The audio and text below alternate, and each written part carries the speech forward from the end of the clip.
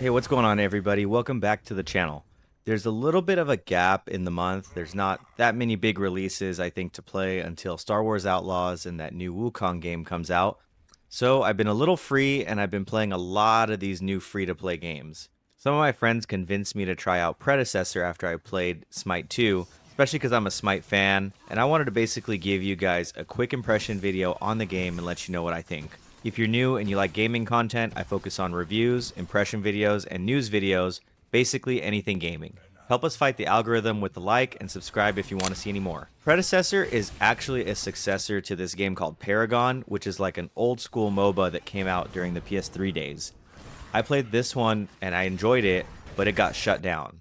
I'm hearing that there's been quite a bit of different attempts to try to revive the game with something called Overdrive or something like that, but they all really haven't made that much steam, I would say, except for this game. When it comes to this game, it's really surprisingly good for the state that it's in. It's an early access title, so of course there's going to be some things that they need to work on. But when it comes to the heroes, you're able to grind them and earn them for free. And there's like a rotating free hero section. You can level up your heroes and get this unique prime skin at the end. And I mean, the more you use them, the more you're leveling them up. On top of that, I think it's only like 20 bucks for the Founders Pack that comes with almost all of the heroes. And I know that they're going to be releasing even more slowly, just to keep like the life of the game going. I want to start with gameplay, so for anyone new to MOBAs, this is actually a pretty good introduction. I don't know if this game is that well of an introduction, but third person, in my opinion, is a really fun way to play MOBAs. I played third person MOBAs before I even tried League of Legends, and in my opinion, I just like the format. You start the game by picking a role and a character, and I will say that what I like here is that it forces you to choose a role. It's not optional, just like what happened in Smite 2, where you could just ghost people. You have to pick a role, and within that, you are picking a character. What I like here is that if you're a new player, just like me when I started out, and if you're not even like experienced or you are experienced, I mean, it just makes things a lot less messy, right? You're not attacking each other in the chat for a role that you want. You're selecting it and you're going with it. And on top of that, I mean, you even get some little guidelines in your lane to let you know where you're supposed to go and what you're supposed to be doing. So I will say on the new player front there, it works pretty well. Unfortunately, though, I would say that the community here is pretty toxic, just like most games in this genre. I don't know what it is in the water. I don't know what it is about people that play these types of games, but they are the most angry, the most annoying people I've ever played in my life. So if someone doesn't get a role that they want, what happens here is that they'll dodge the queue, and then you're looking for a game again. When I first downloaded this, I mean, I thought I couldn't even get into a game to save my life because we had like 3 or 4 matches in a row where someone just like immediately dodged.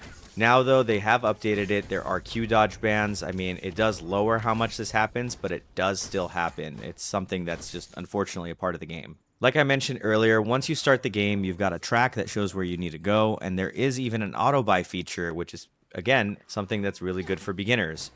You play your lane and you defend your towers from other players.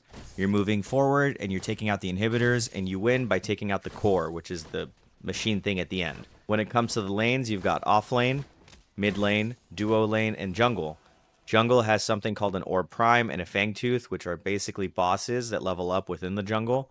And they give out important buffs that turn the tides, and it can either help you win or it can help you come back from losing. Off lane is basically considered like a solo lane. It's great for beginners. You don't have to really rely on teammates, and you kind of just work on your own.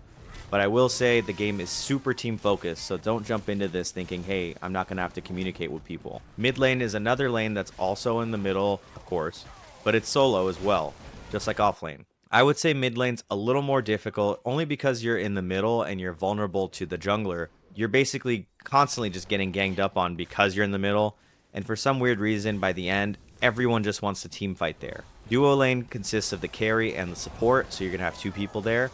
I played this lane the most. The carry is basically getting last hits to get gold on the minions, while support is basically there to help the carry out. I love playing support characters like Decker, who's putting out a ton of damage. You've got different stuns, and even a cage that you could put down and trap people in. After that, I moved on to Richter, who plays basically like Roadhog from Overwatch. You can land this chain with the Whiplash ability and pull an enemy right to you. Landing that on someone that's running away, or if you're under your tower and someone's getting a little greedy, is just such an amazing feeling. It's really just a blast. The game is basically a back and forth battle between you and the other team. You're farming gold and you're farming experience. You're going back, you're buying items, you're getting stronger, and you're pushing in on their towers. Speaking of the items, I think the store is organized really well. I think the beginner crest that they suggest for you is usually perfect for your role. You can still make tweaks, I mean, based on the build that you want. But I will say that the only L here is you can't save a custom item build for your characters yet. I mean, unless that's there and I just can't seem to find it or any of my friends. So let me know in the comments and save my ass, but I really feel like that would help a lot. Overall, though, I think the game is really fun for a third-person MOBA. The games get really intense. There's even some games that we've won and lost despite having like 22 to 12 team kills. So you can really swing the tide at the end in those team fights. And basically, if you're pushing smartly, things can turn really, really fast. I think that the learning curve is a little steep early on. There really isn't much there that's explained to onboard the new players, despite kind of like the new player benefits. On top of that, I've just had issues aiming with these freaking characters. I'm not sure what it is. Maybe the visual range meter, I have to change it or look into something, but I just can't tell sometimes what I'm using, how far it goes, and if I could reach what I'm shooting. It would be nice to have something like that displayed, even if it's like a line or something. I mean, now that I mention it, I am going to jump into the settings and see if there is something so I don't look like a dumbass, but that is just a small complaint I have. But I will say the biggest complaint, unfortunately, is the community, and that might be the worst part of the game, but slowly I would say it is getting better. Hopefully all the toxic people can just get the hell out, go play something else that's, you know, more toxic where you could rage. It looks like the developers are actually taking steps to make the whole community better by, you know, just tougher bans and different punishments. You've got a lot of surrendering by teams just like really quick. I mean, sometimes as soon as people are able to surrender, they surrender. They're gone. People Q dodge a lot. I mean, they go MIA during the game and they'll disconnect. I mean, it is an early access free game, so stuff like this is expected because it's available to everyone, but hopefully, you know, more systems are put in place to help prevent it from happening a lot. And then I will say, I mean, at least when I was playing in the beginning, some heroes like Chimera felt ridiculously like overtuned and overpowered. And, you know, I don't want to come out and say there's a balance issue just because I don't feel like I've played enough to really see what's broken, but you're consistently seeing the same heroes. And I think maybe some of the other ones need a little more love just to be more usable because, I mean, at this point, when someone does pick someone new, I'm spending half the game figuring out what the hell they even do and how to combat them. I will say early on, it was a little boring. I felt like this was like a wannabe Smite clone, and I just, you know, a couple games in was like, oh, this is all right.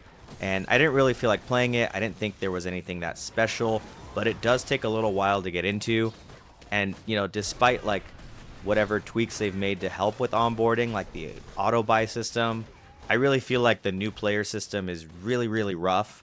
And, you know, I could see people jumping on, not really understanding it, getting just steamrolled, you know, 15-2, and just getting the hell off.